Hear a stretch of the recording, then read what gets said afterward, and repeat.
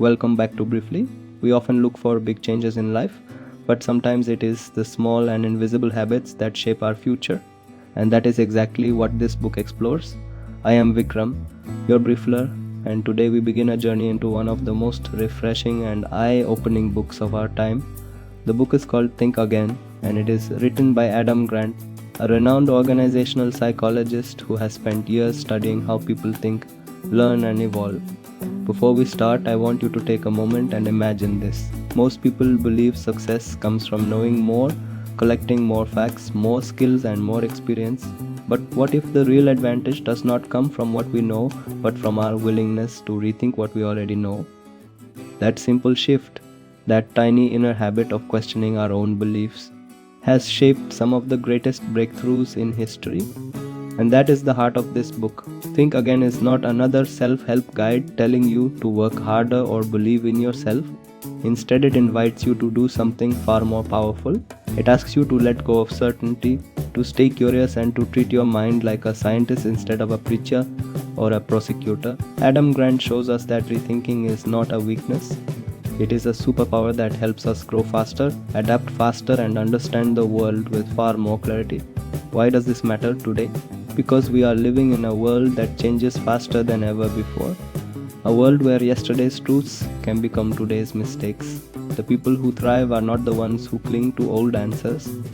The true winners are the ones who stay flexible, open, and willing to update their thinking whenever new information arrives. And that skill is something every one of us can learn. Throughout this book, you will discover stories of people who transformed their lives and careers simply because they were willing to rethink. From leaders who rescued failing companies, to scientists who questioned deeply rooted assumptions, to everyday individuals who changed their personal lives by asking better questions. Rethinking has helped them move forward when others stayed stuck, and if they can do it, then you can too. Adam Grant reminds us that the world is full of people who sound confident but are often wrong, and it is also full of humble thinkers who may not speak loudly but hold the key to progress.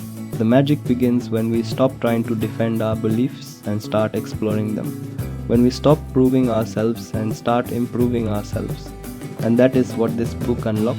In this video series, we will break down the ideas of Think Again step by step in a simple, relatable, and story-driven way. You will see how rethinking can make your decisions sharper, your conversations healthier, and your life far more fulfilling. By the end, you will not just understand the power of rethinking, you will feel inspired to make it a daily habit. So get comfortable, settle in, and let us begin this journey of unlearning and rediscovering ourselves. And now let us step into the mindset shifting game where we will begin our journey into the core ideas of this book. As we move forward from the introduction, where we discovered why rethinking can be our greatest modern superpower, we now step into a space where the mind becomes a playground. This chapter is known as the mindset shifting game, and it sets the foundation for everything that follows. If the introduction opened the door, this chapter invites us to walk inside and explore how our minds truly work. To understand rethinking, Adam Grant first shows us the three mental modes most of us slip into without even realizing. You might recognize them in your own life. The first is the preacher mode. This is when we hold tightly to our beliefs and feel the need to defend them with passion. We preach as if our ideas are sacred truths that must be protected. The second is the prosecutor mode. This is when we slip into the habit of proving others wrong. In this mode, our focus is not on learning but on winning arguments. The third is the politician mode. This one is a little tricky. It is when we say things simply to gain approval, to look good, or to stay aligned with the majority. Each of these modes has its place, but when they become our default settings, they trap us. They keep us from seeing new possibilities. They lock us into old patterns like a video game character stuck at the same level. But there is a fourth mindset that changes everything. The scientist. A scientist does not preach or prosecute or try to please. A scientist stays curious. A scientist tests assumptions, welcomes new information, and does not fear being wrong. In fact, being wrong is often the beginning of discovery. Imagine shifting your thinking from defending your beliefs to examining them. Imagine approaching every idea with a sense of wonder instead of certainty. That simple mindset, the mindset of the scientist, is what unlocks real growth. To understand why this matters, think about the people who make breakthroughs, whether in business, science, or personal life. Many of them succeeded not because they were always sure of themselves, but because they were willing to doubt. One of my favorite examples is the story of an entrepreneur who built her entire company by constantly asking, "What if I am missing something?" While others clung to their assumptions, she experimented, adjusted, and evolved. Her success did not come from rigid confidence, it came from flexible thinking. Another example is a sports coach who changed his entire strategy after questioning long held beliefs about training. When he stopped preaching and started testing, his team began to rise. Doubt became his strength. This is the lesson Adam Grant wants us to feel deeply. Overconfidence can blind us. It can make us believe that our first idea must be right, that our knowledge is complete, that our instincts cannot fail. But humility opens doors. Humility is not weakness. Humility is awareness. It allows us to step back and say, maybe there is more to learn. Maybe a different perspective will help me see more clearly. When you blend humility with curiosity, you create a mind that is flexible, adaptable, and powerful. As we learn to play this mindset shifting game, we begin to notice how often we fall into preaching, prosecuting, or politicking.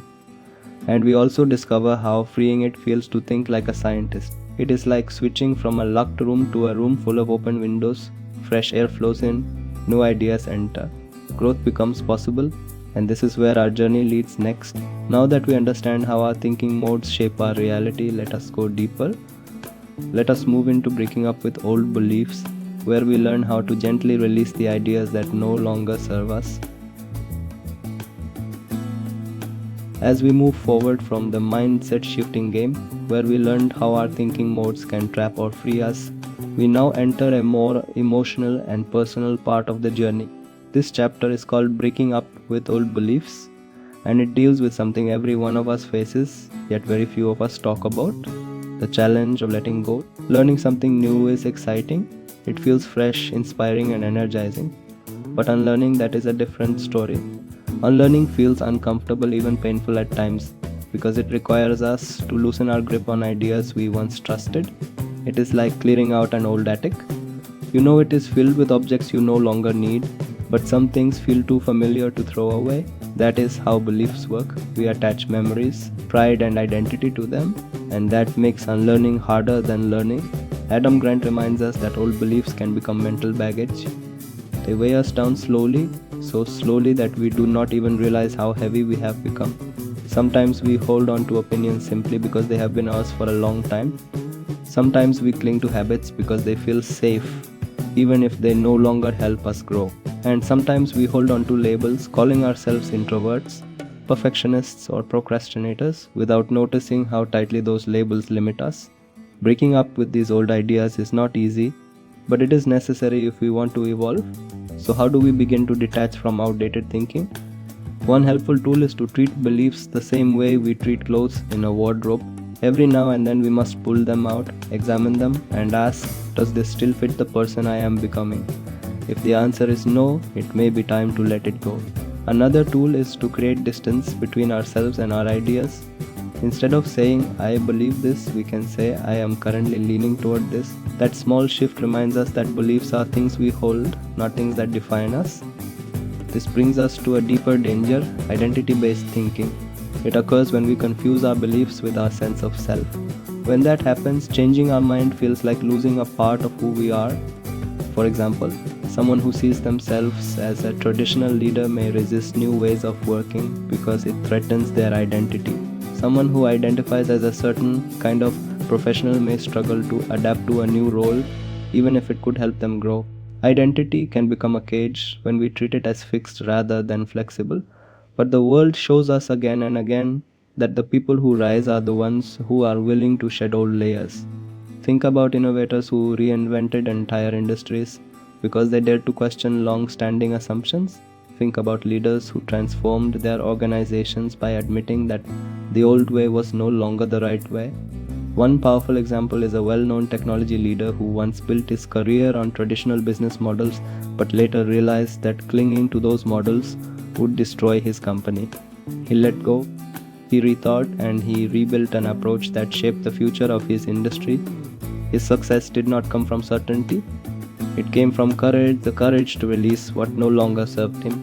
Breaking up with old beliefs is not about rejecting everything we know, it is about making space for better thinking.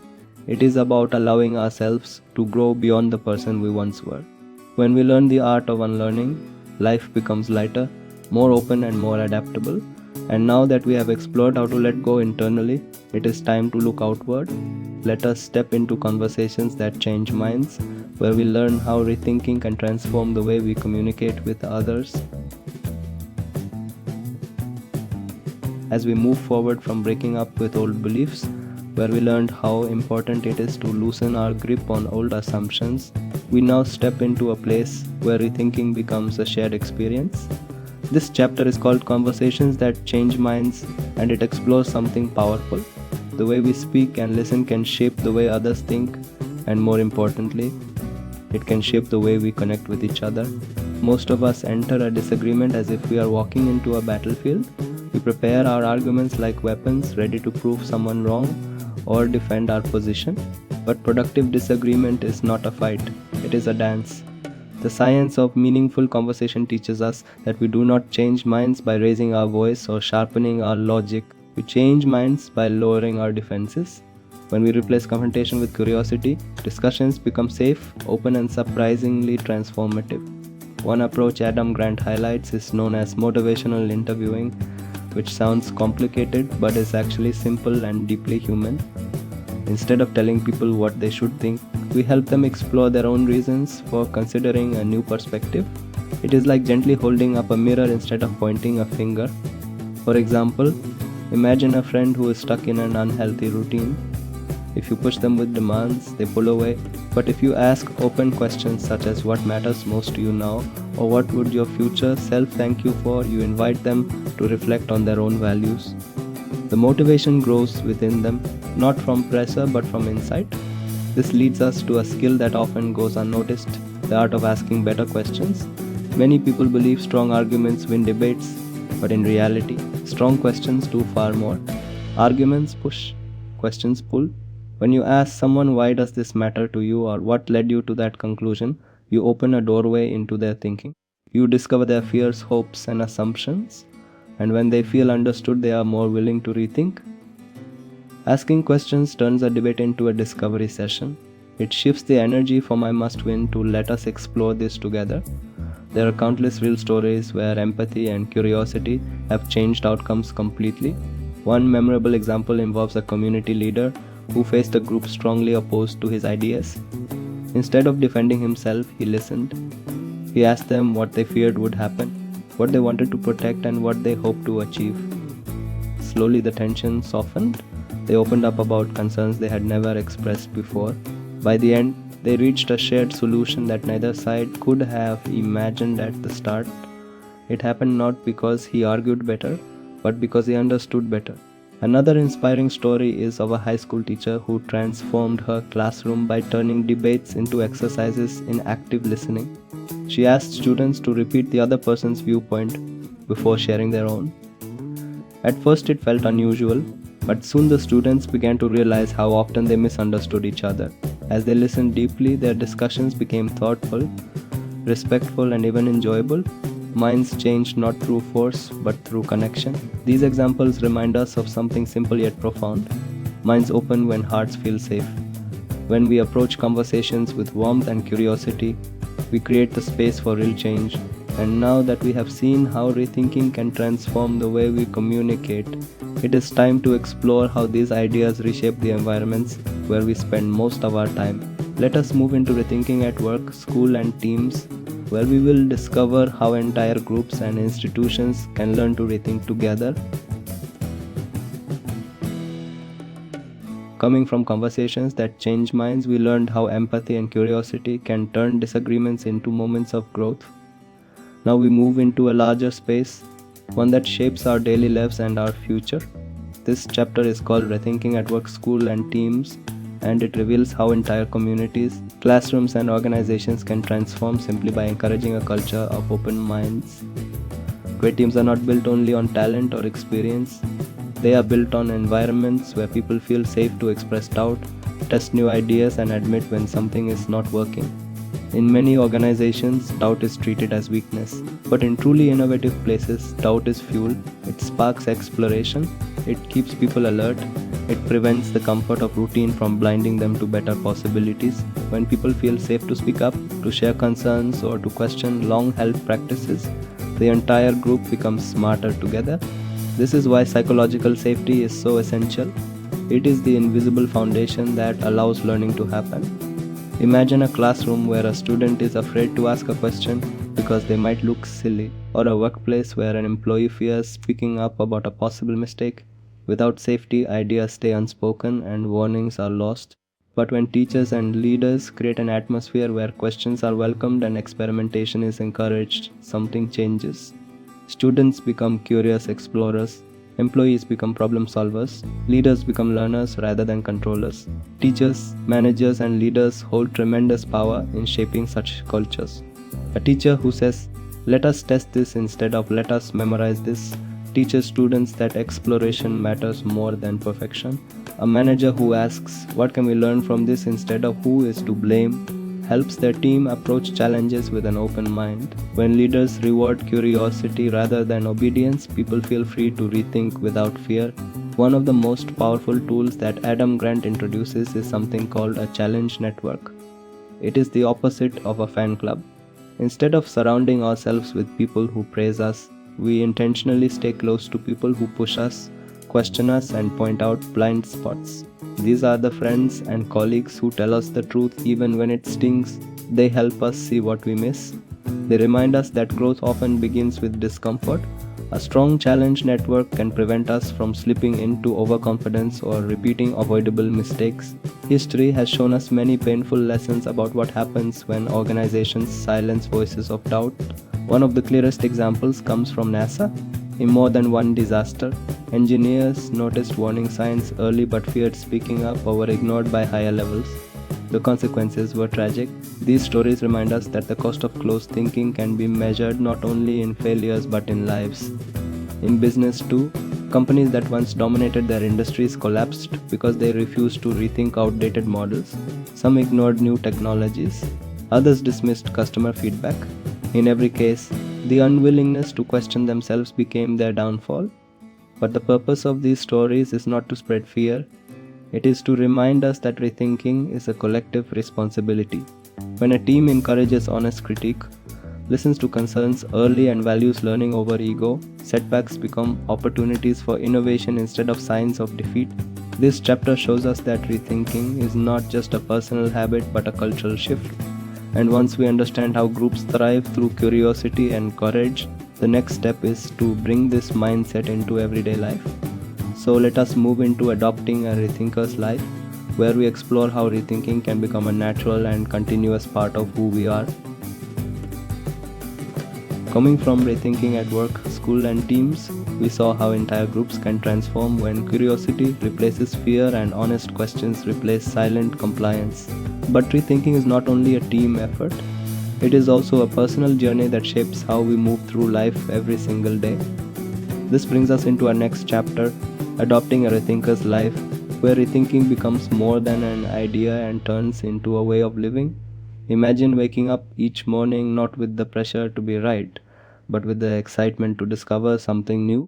That is the heart of a rethinking lifestyle. It begins with small daily habits, tiny shifts that slowly reshape the way we see the world. One simple habit is reading or listening to views that do not match our own. Instead of surrounding ourselves with voices that echo what we already believe, we intentionally explore different opinions. It is like exercising a new set of mental muscles. At first, it feels unfamiliar, maybe even uncomfortable, but with time, it builds strength, flexibility, and a deeper understanding of the world. Another part of adopting a rethinking life is learning how to embrace mistakes. Most of us are trained to hide them or feel embarrassed by them. But mistakes are clues. They show us where to learn next.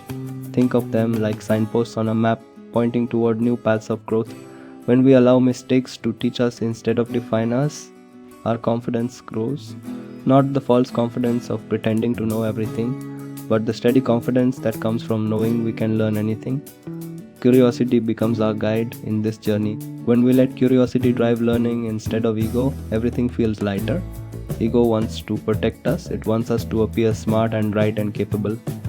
But curiosity wants us to grow. It wants us to explore, to ask questions, to admit when something is confusing or new. A curious mind is calm, open, and eager. It turns everyday experiences into opportunities to rethink.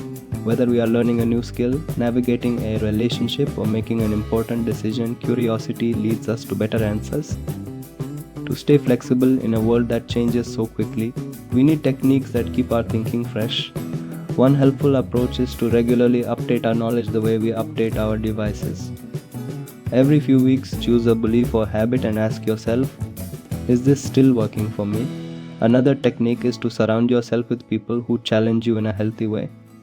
Seek out friends or mentors who ask thoughtful questions, who point out blind spots, and who encourage experimentation. These people become your compass during times of change. Rethinking also has a powerful effect on relationships.